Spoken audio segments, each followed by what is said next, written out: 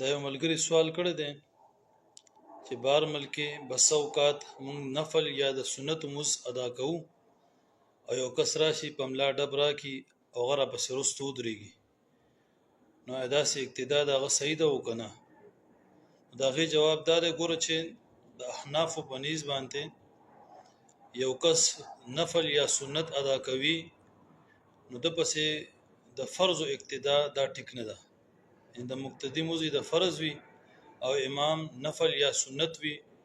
نو داسې اقتدا ټیک نه ده. د دې مقتدی فرض به چې کوم دی هغه ادا نشي. ځکه د احنافو په نیز باندې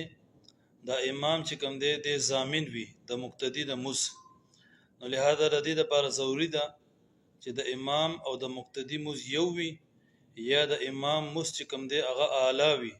د مقتدی د موز نه. مثلا امام د فرض موز کوي او مقتدی په نفل نیتو کې دا هو ټیک ده، خو که د امام موز ادناوي د مقتدی دغه نه موز نه نو بیا اقتدا ټیک نه ده. مثلا چې امام د سنتو یا د نفل نیت تړلی وي او مقتدی پسې د فرض نیتو تړي دا ټیک نه ده احناف په نسبت باندې. البته که هغه رستو اقتدا کوونکې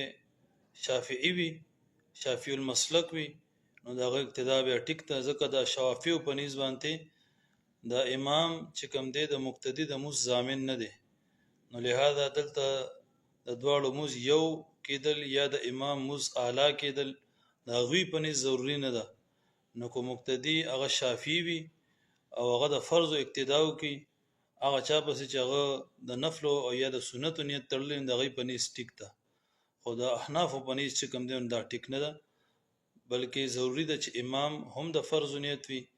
او مقتدی هم د فرض نیت وي، نو بیا به ادا کیږي.